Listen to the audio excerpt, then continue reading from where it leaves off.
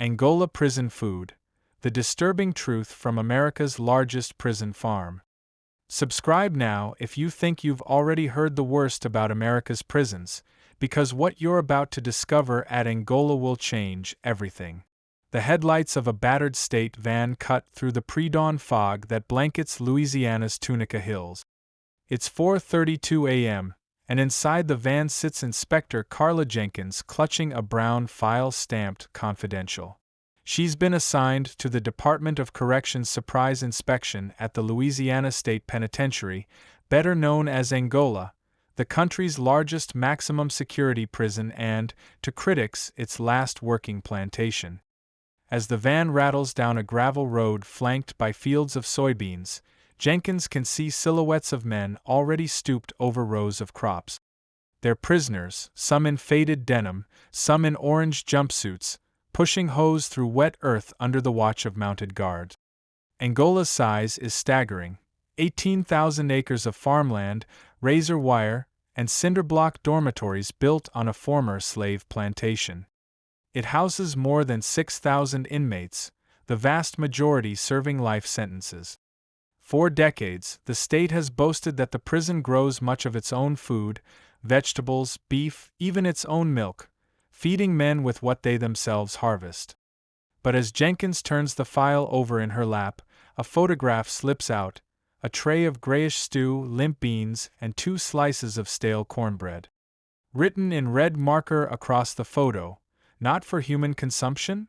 She remembers the call that started all this. 3 weeks earlier, a public defender investigator named Malik Rowe had left a voicemail on her private line. His client, a young inmate named Deshaun Parker, claimed he had collapsed after eating a meatloaf described by staff as leftover from last season's stock. Parker was taken to the infirmary with suspected food poisoning.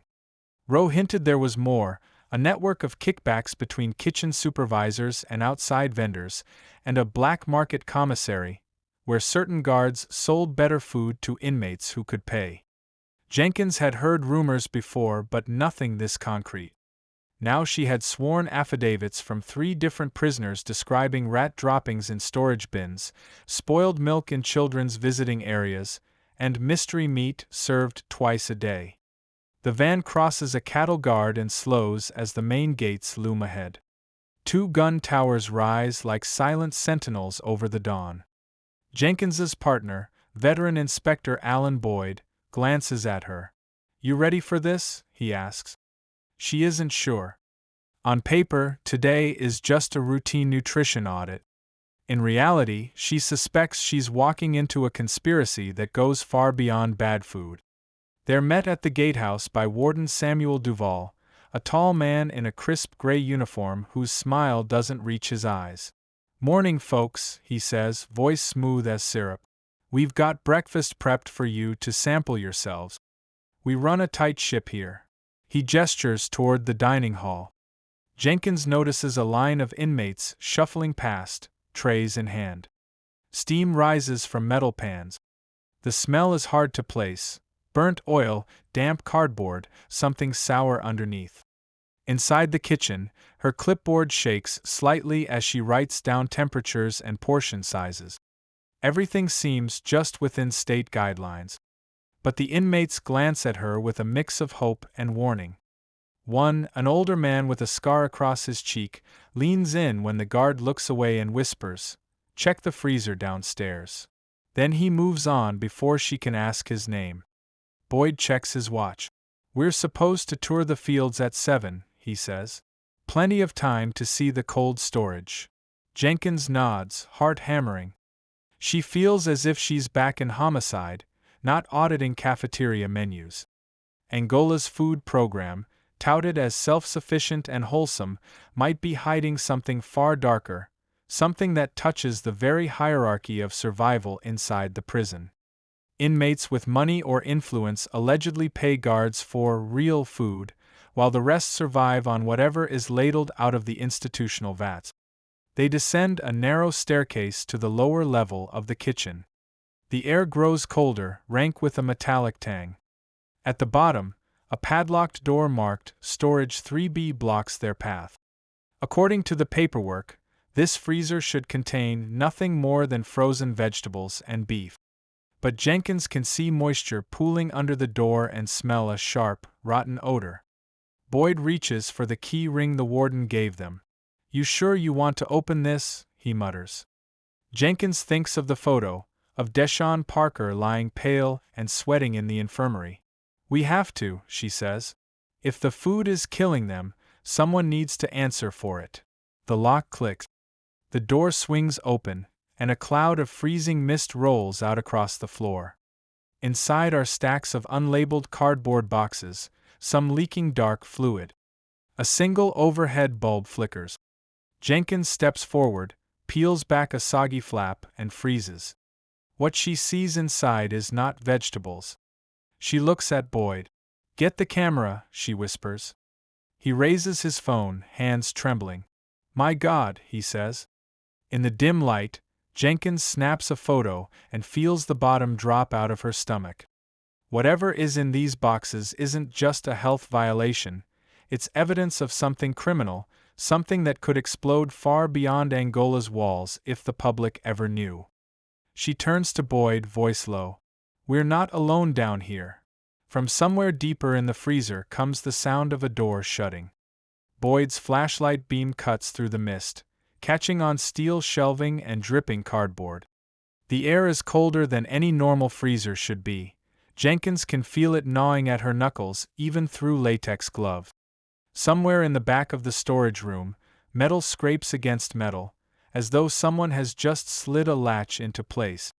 She glances behind them. The staircase is empty, the way back up blocked by the slow swing of the heavy freezer door that has drifted shut. "Hello," she calls. Her voice dies against the humming compressors. "We're with the Department of Corrections." No answer. She forces herself to look back at the boxes. The top one, the one she had peeled open, contains packages of meat sealed in cloudy plastic. No labels, no dates, just gray slabs with veins of ice. She lifts one, and the plastic tears slightly. The smell of rot makes her gag. These are not the same cuts listed on the inventory sheets she reviewed upstairs. Behind them, more boxes marked only with numbers. In the far corner, she spots something even stranger.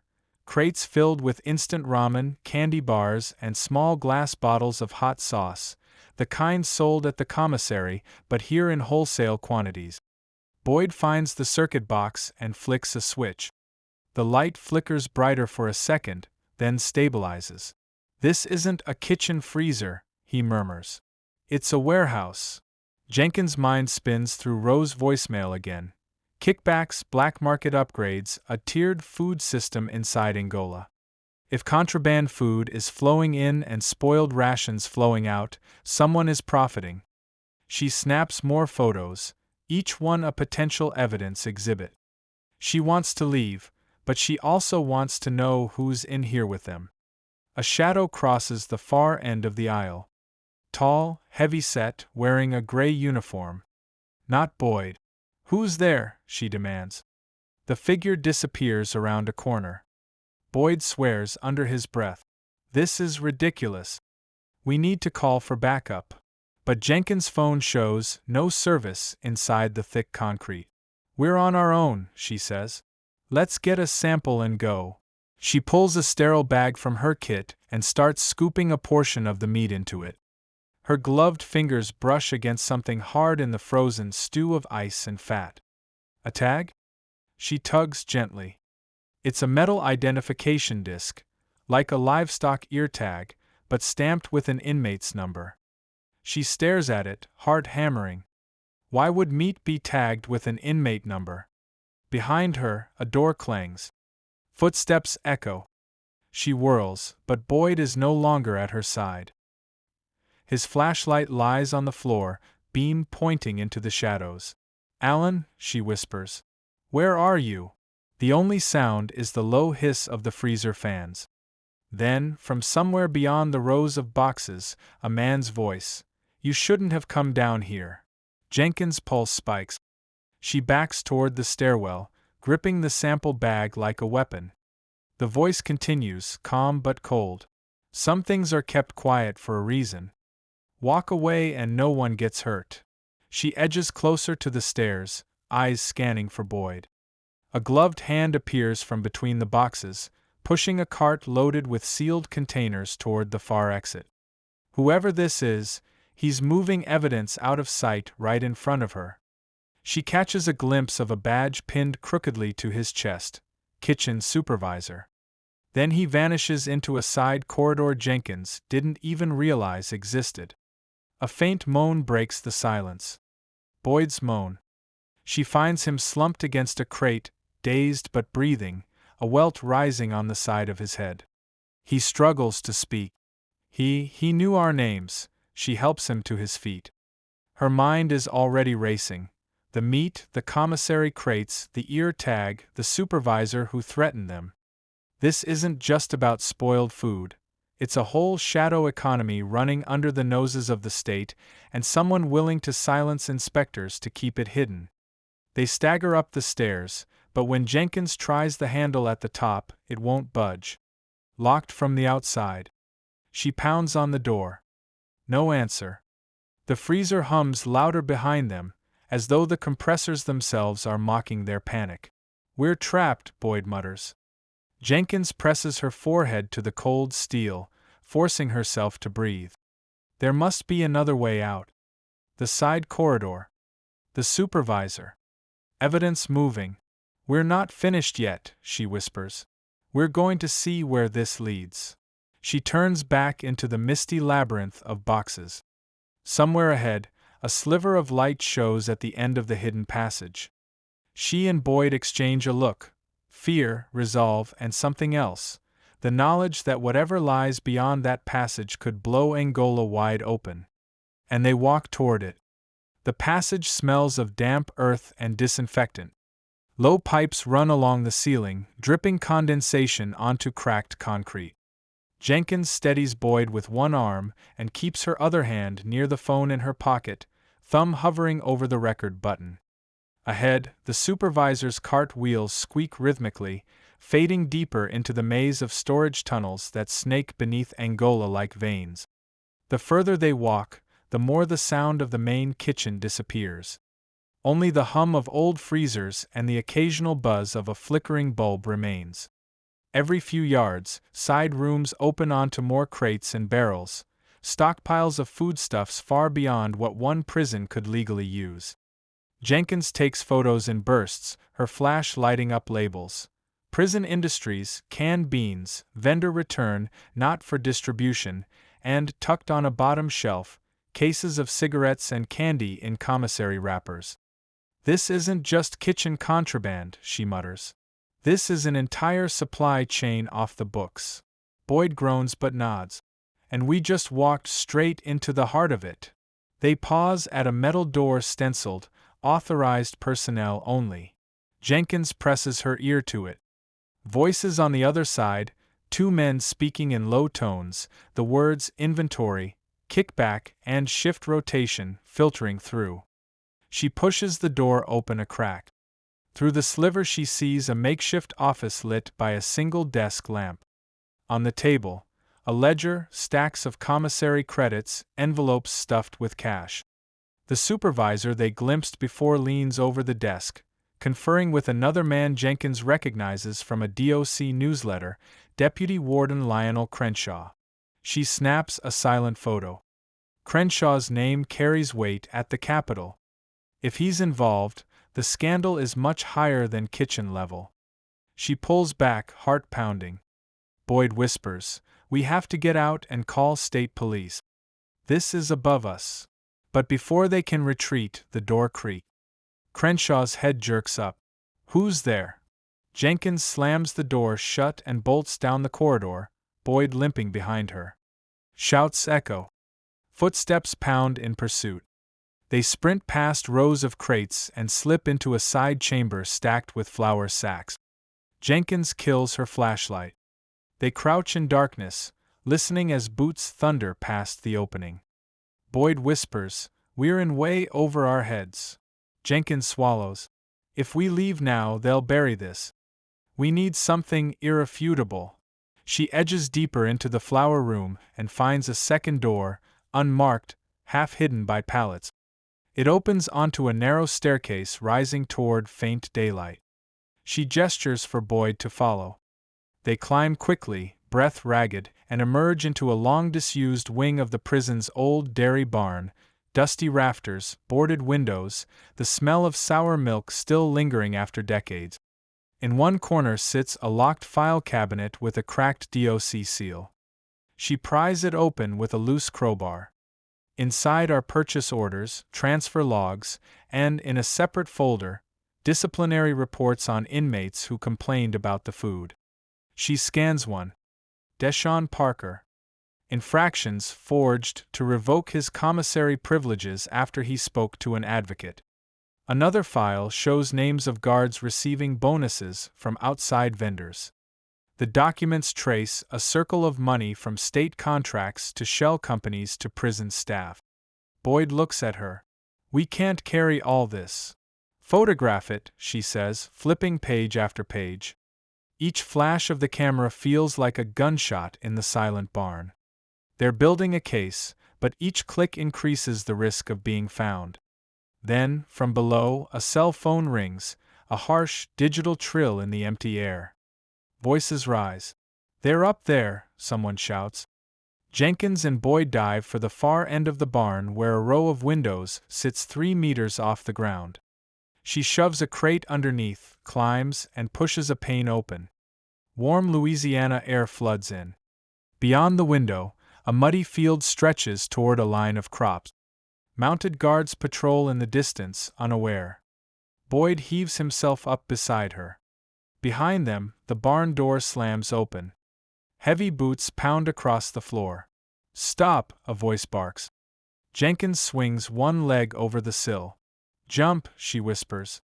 They drop into the mud just as a flashlight beam streaks through the window above. They land hard, knees splashing. Jenkins scrambles up, pulling Boyd toward a drainage ditch that snakes toward the soybean fields. They crouch low, hearts hammering. In her pocket, her phone still clutches dozens of incriminating photos. If they can reach Roe on the outside, they can blow this scheme open. But first they have to get out alive. As they crawl through the ditch, a low rumble rises behind them. Prison trucks moving into the field. Voices shouting coordinates. Someone knows exactly where they are. A dog barks. Jenkins squeezes Boyd's arm. "They're hunting us," she murmurs. He nods grimly. Then we find a way to turn the hunt around. Ahead, the drainage ditch splits, one branch toward the inmate fields, another disappearing beneath a rusted culvert marked Old Kitchen Line. They have seconds to choose.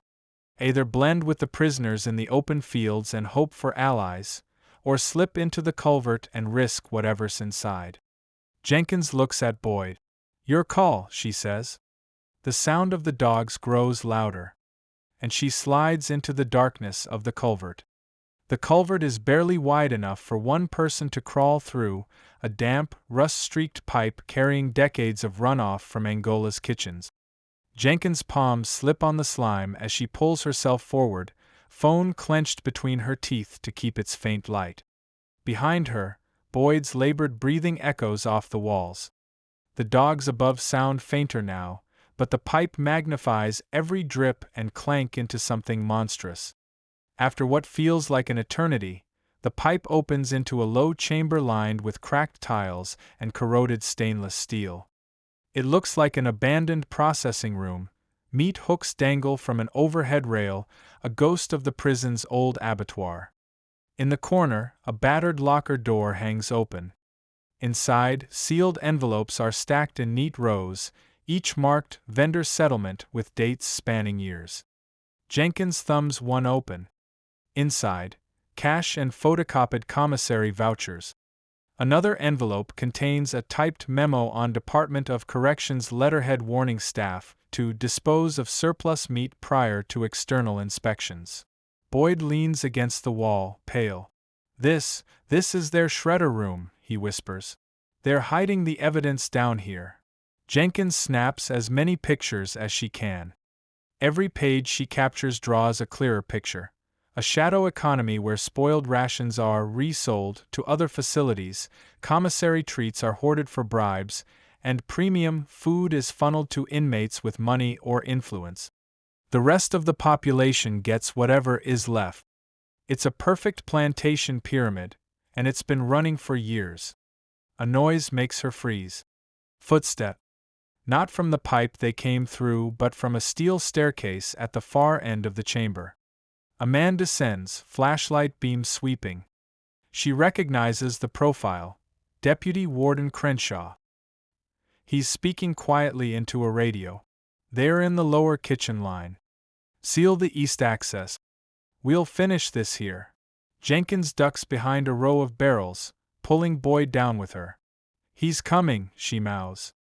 In the dim light she notices something scrawled on the wall in pencil. Help U.S. 2019. Beneath it, a list of inmate numbers, the same numbers she's seen stamped on the metal tags in the freezer boxes. Crenshaw's footsteps echo closer. You inspectors think you're heroes. His voice carries over the hum of the old refrigeration units. You don't know how deep this goes. Walk away, and maybe you leave here breathing. Boyd's eyes widen. He's armed, he mouths. He gestures to a side grate, a maintenance vent leading to another corridor. Jenkins hesitates. In the vent's weak draft she can smell fresh bread and coffee. It must lead to the active kitchen above. If they can reach it, maybe they can blend into the breakfast rush and call for help. She nods. They crawl into the vent as Crenshaw's beam swings over the barrels. He curses softly, realizing they've moved. The vent is narrow, but light glows faintly ahead. Jenkins inches forward, heart hammering. Through a gap she can see the main kitchen floor, dozens of inmates in hairnets moving trays, guards distracted by the morning chaos. Boyd whispers, "Now." They push the grate aside and spill onto the tile floor behind a row of steaming soup pots. The noise of the kitchen swallows them. For a second Jenkins thinks they're safe. Then a hand clamps down on her shoulder. She spins, ready to fight, but it's an inmate, a middle-aged man with tired eyes and a kitchen ID badge. He leans close and whispers, "You're the inspectors. We've been waiting for someone like you." Jenkins blinks. "Who are you?" He glances over his shoulder. "Name's Clarence. Trustee. We know about the freezer. We know about the meat. Some of us have been trying to get the word out for years." Boyd grips his arm. "Then help us out of here." Clarence nods subtly. "Stay behind me. When the shift bell rings, follow me to the laundry chute. There's a phone hidden there. You can call whoever you need." Jenkins and Boyd exchange a look, disbelief, hope. The bell clangs. Clarence moves. They slip into the flow of kitchen workers carrying trays toward the serving line. Guards glance but don't linger. The din of clattering pans hides their whispers. Clarence leads them past the pantry to a narrow service corridor lined with linen carts. He kneels beside a steel panel, pops it open, and reveals a dusty old landline phone wired into the wall. "Dial 9 for an outside line," he murmurs. "Do it fast." Jenkins snatches the receiver, fingers trembling. The dial tone hums. She punches in Rose's number. It rings once, twice, then cuts off. Dead air. She tries again. Nothing. "Line's been cut," she whispers. Clarence's face hardens. "They're on to you. And on to me now." A shout echoes from the pantry. "Stop. Don't let them leave." Guards charge into the corridor. Boyd grabs the phone cord and yanks it free, pocketing the handset's memory card as crude proof. Jenkins looks for another exit. The only one is a rolling service door at the end of the corridor. Clarence pushes a cart of dirty trays against it, bracing himself. "Go," he hisses. "You've got what you need. Get out and tell the world." Guards surge closer. Jenkins and Boyd dive under the door as Clarence shoves it open just enough. Outside, sunlight flares. They tumble onto a loading dock stacked with boxes. Behind them, they hear Clarence's voice and then the crackle of a stun gun. Jenkins looks back. We can't just leave him. Boyd drags her arm. If we go back, we all disappear. They stagger off the dock into a line of delivery trucks idling at the edge of the compound. Sirens begin to wail somewhere deeper in the prison. Jenkins clutches her phone, full of photos and documents, and realizes the scope of what they've uncovered.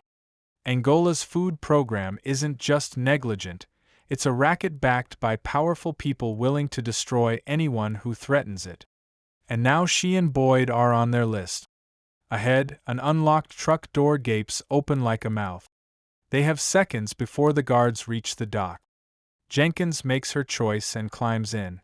The truck smells of diesel, cardboard, and old onions. Jenkins and Boyd crouch behind a stack of food boxes as the engine idles, trying to slow their breathing. Through a slit in the canvas they can see the loading dock receding, guards shouting and scattering like ants. One of them points toward the truck, but another waves him off, barking orders about the kitchen. For a moment they're invisible. Boyd wipes sweat from his forehead. "Where does this go?" he mutters. "Out of here," Jenkins whispers. "Hopefully." The driver climbs in, slams the door and grinds the gears. The truck lurches forward, rattling across the yard and through a back gate Jenkins didn't even know existed. Razor wire blurs past. In the mirror, she glimpses Clarence being dragged away in cuffs, his face turned toward them. She can't hear his words, but she can see his lips. "Tell them."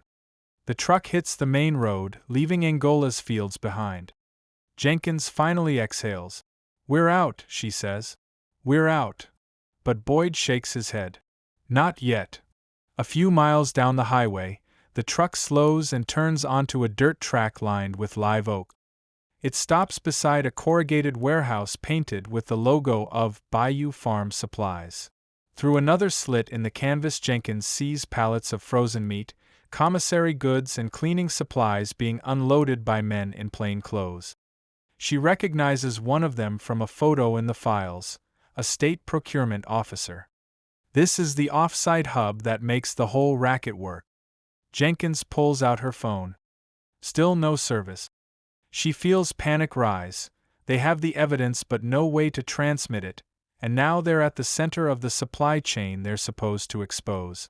"We can't stay in here," she whispers. Boyd nods. "We make a run for it. Grab a plate number, something identifiable. Then we go straight to state police." They wait until the driver steps out to light a cigarette. Jenkins slips down, easing open the rear latch. Warm, humid air rushes in. Beyond the warehouse she can see a two-lane road and, across it, a gas station with a pay phone bolted to the wall. Freedom is only 100 yards away. "Now," she hisses. They drop to the ground and sprint. Mud sucks at their shoes. Shouts erupt behind them. Boyd stumbles but keeps going. Jenkins reaches the edge of the road, lungs burning. She slams the payphone receiver to her ear and dials 911 with trembling fingers. "State Police Emergency Line," a voice answers. "This is Inspector Carla Jenkins, Department of Corrections," she gasped. "We're at Bayou Farm Supplies off Highway 61. We've uncovered a massive food corruption scheme at Angola Prison. We're in danger." Sirens in the distance. The line crackles. "Stay where you are," the dispatcher says. "Units are on the way." Behind her, a black SUV screeches to a stop. Deputy Warden Crenshaw steps out, his gray uniform jacket gone, pistol holstered at his hip. His face is a mask of fury. "You should have stayed in your lane," he growls. Boyd steps between them, fists clenched. "It's over," he says. "We called the state police. They're coming." Crenshaw smiles coldly. "Not fast enough." He reaches for his weapon, but a new sound splits the air, multiple sirens converging, tires on gravel. Louisiana State Police cruisers pour into the lot, lights blazing. Officers fan out, weapons drawn. "Hands where we can see them," someone shouts. Crenshaw freezes. Two troopers rush him, disarm him and force him to the ground. Jenkins sinks against the pay-phone pole, every muscle shaking. For the first time in hours she feels the possibility of safety. Boyd squeezes her shoulder. "You did it," he says. But even as the troopers haul Crenshaw away, Jenkins knows it's only the beginning. The photos, the files, the frozen meat, the ear tags, all of it will spark hearings, indictments, maybe resignations. But Clarence is still inside Angola, and dozens of inmates who risked everything to leak information could now face retaliation. A trooper approaches. "Ma'am? We'll take your statements downtown. Do you have the evidence?" She nods and hands over her phone. "Everything's on here. And in the barn inside Angola. Don't let them touch it." The trooper gives her a grim look. "We'll secure it." As Jenkins climbs into the back of a cruiser, she glances once more at the prison sprawling on the horizon, its fields bathed in late afternoon sun. On the surface it looks like a farm feeding its own. Now she knows the truth. It's a machine built on scarcity and control, with food as both weapon and currency. The radio in the front seat crackles with dispatch chatter about search warrants, sealed records, and a high-ranking official under arrest. Boyd leans close. "This will blow the lid off," he says quietly. "You're going to be famous." Jenkins shakes her head. "It's not about me. It's about them." As the cruiser pulls away, she thinks of Clarence's last words. "Tell them." She doesn't know if he's still alive, but she knows one thing. The story of Angola's food racket is about to go public. And once it does, the state will never be able to pretend it didn't know. Fade to black.